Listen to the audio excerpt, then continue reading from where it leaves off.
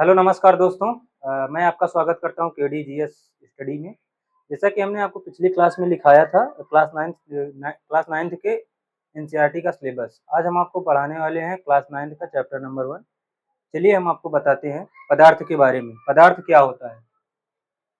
पदार्थ पदार्थ वह वस्तु है जो स्थान घेरती है, जिसमें द्रव्यमान होता है तथा अपने ज्ञानेंद्रियों द्वारा जिसको हम अनुभव कर सकते हैं। आप अपने चारों तरफ जो जितनी भी वस्तुएं देख रहे होंगे वो एक प्रकार का पदार्थ है। जैसे जैसे कि लोहा, लकड़ी, दूध, हवा, कुछ भी, जितनी भी चीजें वो एक प्रकार की पदार्थ है। पदार्थ की कुल कितने प्रकार के होते हैं? पदार्थ कुल 5 प्रकार के होते हैं, जिसमें से ठोस, द्रव एंड गैस, चौथी अवस्था जो है प्लाज्मा एंड पांचवी अवस्था बोस आइंस्टीन कंडेंसेट है। पदार्थ की कुल मुख्यतः 3 अवस्थाएं ज्यादा प्रचलित हैं, जो ठोस, द्रव एंड गैस है। चलिए अब हम आपको पदार्थ की तीनों अवस्थाओं के बारे में ठीक से विस्तार से समझाते हैं। जो पदार्थ की मुख्यतः 3 अवस्थाएं होती है, पदार्थ की जो कुल टोटल 5 अवस्थाएं होती है, ठोस, द्रव, gas, plasma and boss Einstein condensate. लेकिन जो पदार्थ की मुख्यतः 3 अवस्थाएं होती है, ठोस, द्रव एंड गैस। पदार्थ की जो ठोस अवस्थाएं होती हैं उसमें क्या होता है कि जैसे मान लीजिए पदार्थ है, इसमें जो कण होंगे वो बहुत सटे सटे होंगे, इसमें अंतः कोणीय स्थान नहीं होगा।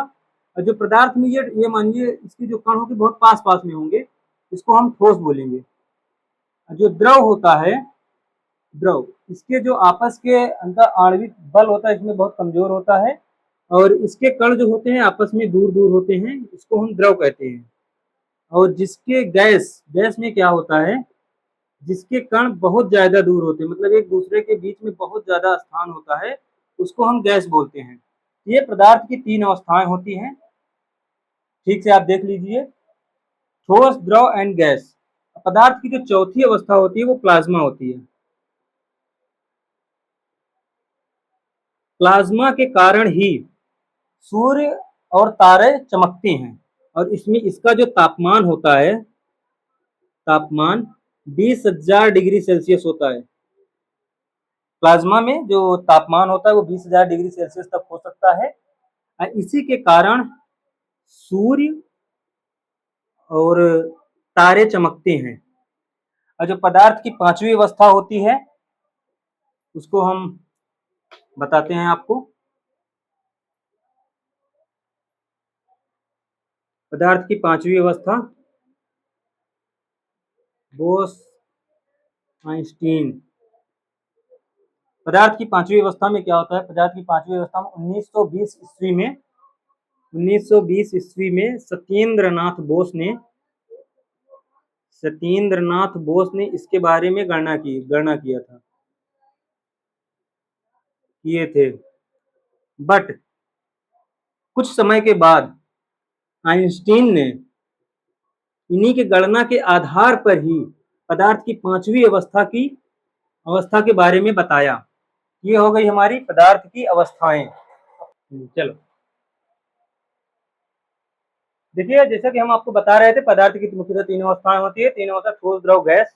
अब इनका आकार और आयतन कहाँ पे निश्चित होता है, कहाँ पे अनिश्चित होता है, उसको ठीक से आप देखिएगा। तो जो ठोस का होता है, ठोस का आकार हर जगह पे निश्चित होता है। ठोस का आकार जो होता है कहीं पे नहीं बदलता है, और आयतन भी कहीं पे नहीं बदलता है। ठोस का आकार और आयतन दोनों निश्चित होता है, फिक्स होता है, वो कहीं पे नहीं बदलता। लेकिन द्रव का क्या होता है, द्रव का आकार अनिश्चित होता है लेकिन आयतन निश्चित होता है। जैसे अगर हम पानी लेते हैं, पानी को हम किसी भी बर्तन में रखते हैं, उसी का आकार का हो जाता है, लेकिन जो उसका आयतन होता है वो फिक्स होता है, वॉल्यूम फिक्स होता है, वॉल्यूम में कोई परिवर्तन नहीं होता है, लेकिन आकार में परिवर्तन हो जाता है।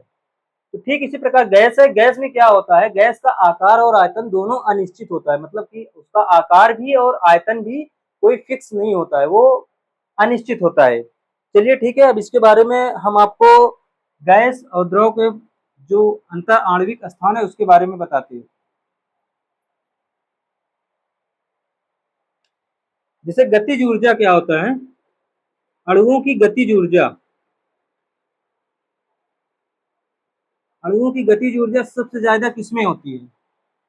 सबसे पहले ठोस में होगी, उसके बाद द्रव में, उसके बाद नहीं, सबसे ज्यादा गैस में होती है, सॉरी, गैस में, फिर द्रव में, फिर ठोस में। अंतःकोणीय अंत आणविक बल, आकर्षण बल। आकर्षण बल क्या होता है? सबसे ज्यादा ठोस में होता है आकर्षण बल।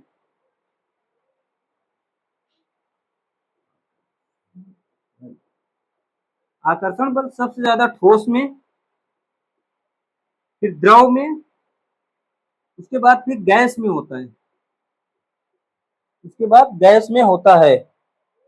ससंजक बल। ससंजक बल क्या होता है कि सबसे ज्यादा ससंजक बल भी सबसे ज्यादा ठोस में। ससंजक बल सबसे ज्यादा ठोस में होगा, उसके बाद द्रव में होगा, उसके बाद गैस में होगा। देखिए, गतिज ऊर्जा में क्या होता है? जो अणु होते हैं आपस में, सबसे ज्यादा गैस में अणुओं की जो अंतर आणविक स्थान होता है वो ज्यादा होता है, इसलिए वो ज्यादा गति कर पाते हैं। द्रव में क्या होता है कि जो अंतर आणविक स्थान होता है वो कम होता है, इसलिए उसमें कम गति कर पाते हैं। ठोस में बहुत कम होता है, इसके लिए गतिज ऊर्जा जो होगी गैस में ज्यादा होगी, द्रव में कम होगी, उससे ज्यादा फिर ठोस में भी कम होगी। आकर्षण बल क्या होगा? सबसे ज्यादा ठोस, क्योंकि जो ठोस में क्या होता है कि वो आपस के जो अणु होते हैं वो बहुत पास में होते हैं, इसलिए उनमें आकर्षण बल ज्यादा होता है। उससे ज्यादा फिर द्रव, उससे कम जो होता है द्रव में होता है, फिर उससे भी कम गैस में होता है। असंजक बल सबसे ज्यादा ठोस में, फिर द्रव में, फिर गैस में होता है। और जो विसरण होता है, विसरण मतलब मिलने की जो वो होती है, तो विसरण सबसे ज्यादा इसमें होगा।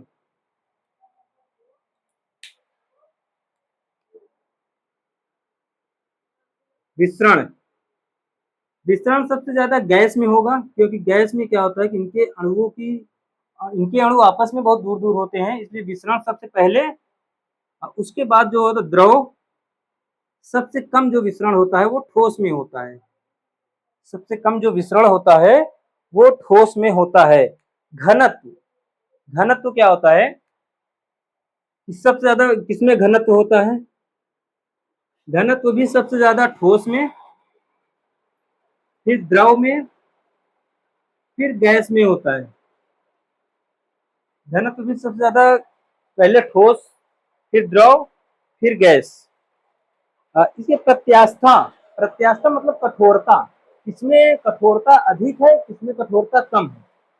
तो कठोरता किसमें ज्यादा होती है या प्रत्यास्था किसमें ज्यादा होती है? हाँ, सबसे ज्यादा ठोस में, उसके बाद द्रव में, उसके बाद गैस में होती है। ये तो होगा प्रत्यास्था। अब इसके बाद क्या होता है? आणविक स्थान। किसमें कितना ज्यादा आणविक स्थान होता है? तो सबसे पहले, एक मिनट,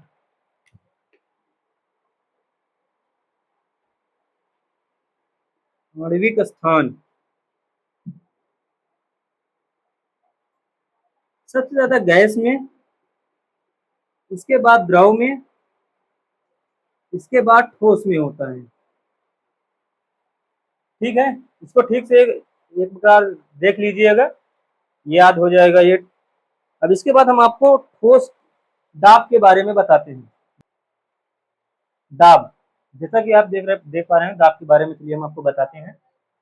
दाब क्या होता है?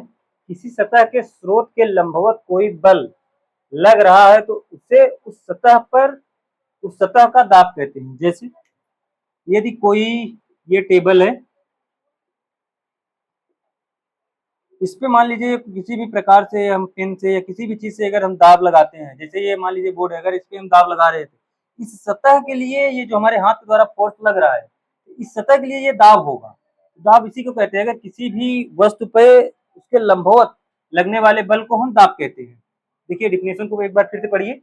किसी सतह के स्रोत के लंबवत, मान लीजिए हमारा बोर्ड एक सतह है, इस स्रोत के लंबवत ठीक इस प्रकार से लंबवत कोई बल लग रहा है तो उसे उस सतह का दाब कहते हैं। जैसे ये मार्कर से अगर हम इस बोर्ड पे इसके बोर्ड के लंबवत यदि हम बल लगाते हैं, इस सतह के लिए ये इस मार्कर के द्वारा लगाए गए बल को इस सतह का दाब कहते हैं। तो दाब बराबर जो होता है बल बटे क्षेत्रफल, मतलब कि इस मार्कर से जितना फोर्स लग रहा है, कितने इस सरफेस से क्षेत्रफल से लग रहा है, वही उसी का अनुपात को ही हम दाब कहते हैं। इसका जो मात्रक होगा न्यूटन प्रति मीटर स्क्वायर या पास्कल भी कहती है। इसका बोलचाल के भाषा में जो इसका मात्रक होता है वो पास्कल होता है। अब आइए हम घनत्व के बारे में बताते हैं। घनत्व क्या होता है? किसी वस्तु का घनत्व उसके द्रव्यमान और आयतन का अनुपात होता है। घनत्व किसी वस्तु का घनत्व उसके द्रव्यमान और आयतन का अनुपात होता है। घनत्व बराबर क्या होता है? द्रव्यमान बटे आयतन। घनत्व बराबर द्रव्यमान बटे आयतन। इसका जो एसआई मात्रक होता है वो किलोग्राम प्रति मीटर क्यूब होता है।